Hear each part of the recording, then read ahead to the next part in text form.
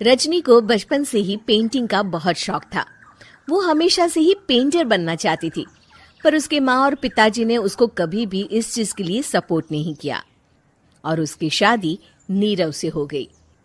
नीरव रजनी को बहुत प्यार करता था, पर रजनी हमेशा चुपचाप ही रहती। वो इस शादी से खुश नहीं थी। वो ये शादी नहीं करना चाहती थी। उसे तो हमेशा से पेंटर जो बनना था। अपने इस सपने को वो नहीं पूरा कर पाई, इसलिए वो हमेशा उदास रहती थी। रजनी, बहुत ही बढ़िया फिल्म लगी है, कल देखने चले? नहीं जी, कल मुझे बहुत काम है, मैं नहीं जा पाऊंगी। अच्छा तो कोई बात नहीं, संडे को चलते हैं। देखिए, मुझे फिल्म देखना पसंद नहीं है। आपको जाना है तो चले जाइए। नीरव को मना करके रजनी वहां से चली जाती है और अपने बैग को खोलकर उसमें बंद पड़े ब्रश और कलर्स को देखकर रोने लगती है। रजनी, चलो ना कहीं बाहर खाने चलते हैं, कुछ तुम्हारी पसंद का। जी, मुझे नहीं जाना, मेरी तबीयत ठीक नहीं है। रजनी वहां से चली जाती है। नीरव को समझ नहीं आता कि रजनी उससे इतना दूर क्यों रहती है। वो जब भी उसके साथ वक्त बिताना चाहता है, रजनी कोई ना कोई बहाना बना देती है। एक दिन घर पर कोई नहीं था। रजनी घर का सारा काम जल्दी से खत्म कर लेती है। घर पर अकेले होने के कारण वो सोचती है कि वो आज पेंटिंग करेगी। वो अपने कमरे में जाकर पेंट ब्रशेस और कलर्स निकालकर जैसे ही कलर मिक्स कर रही होती है कि दरवाजे पर बेल बज जाती है।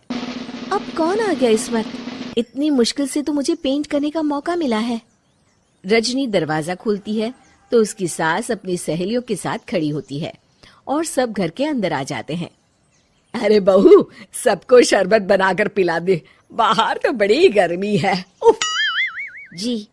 रजनी पेंट ना कर पाने से उदास हो जाती है। उसे गुस्सा भी आ रहा होता है कि उसने इस शादी के लिए हाँ क्यों कह दी। वो रसोई में जा रही होती है कि उसकी सास उसे रोकती है। बहू, सबके खाने का भी इंतजाम कर लेना, आज का लंच तो ये सब यहीं करेगी। हाँ। रजनी बिना कुछ कहे रसोई में चली जाती है। सबके लिए खाना बनाती है। सब खाना खाते हैं और रजनी घड़ी देखती है कि ये सब कब जाएंगे ताकि वो अपनी पेंटिंग कर सके। जब शाम होती है तब सब चले जाते हैं अपने घर।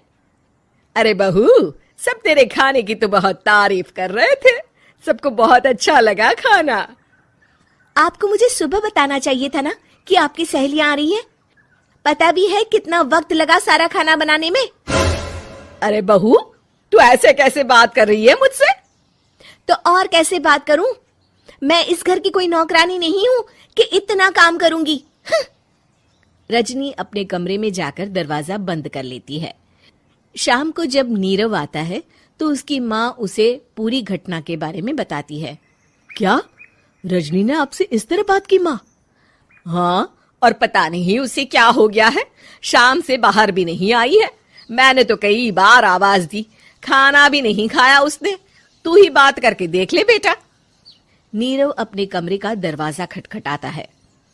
रजनी, दरवाजा खोलो, मैं हूं। रजनी दरवाजा खोलती है और फिर वापस जाकर अपने बिस्तर पर लेट जाती है। रजनी, माँ से बात करने का ये क्या तरीका है? मैंने कोई गलत बात नहीं की है। अरे तुम क्यों ऐसे बर्ताव कर रही हो सबके साथ? क्या तुम इस शादी से खुश नहीं हो? रजनी कुछ नहीं बोलती।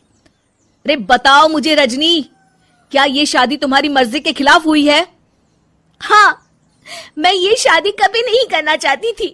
तुमसे क्या, मैं किसी से भी शादी नहीं करना चाहती थी। रजनी रोने लगती है। चुप हो जाओ रजनी, बताओ मुझे, तुम क्यों नहीं करना चाहती थी शादी? रजनी बेड के नीचे से अपने पेंटिंग्स, कलर्स, ब्रश, पेपर्स निकालती है। इतने में उसकी सास भी कमरे में आ जाती है। ये देख रहे हो, ये थे मेरे सपने। मैं पेंटर बनना चाहती थी, पर माँ पापा ने कभी सपोर्ट नहीं किया और मेरी शादी करवा दी। मेरे सारे सपने टूट गए। हर वक्त बस गुस्सा आता रहता है मुझे। मैं जानती हूँ कि आप लोगों की इसमें कोई गलती नहीं है, पर मैं क्या करूं, मुझे समझ में नहीं आता।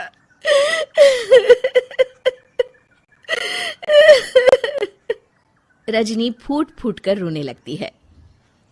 मुझे माफ कर दीजिए, आप दोनों के साथ मैं बहुत बुरा बर्ताव कर रही हूँ। अरे रजनी बेटा, चुप हो जाओ तुम।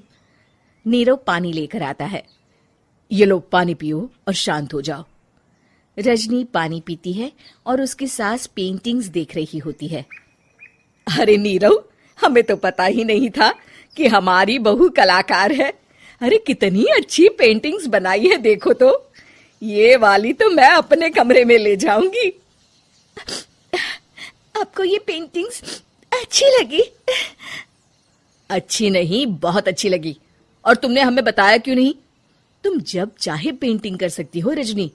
हम तुम्हारे सपनों को पूरा करने में तुम्हारा पूरा साथ देंगे। हाँ बेटा, हम कला की कद्र करते हैं। हम कलाकार तो नहीं, पर मुझे गर्व है कि मेरी बहू एक कलाकार है। रजनी, नीरव और सास तीनों हंस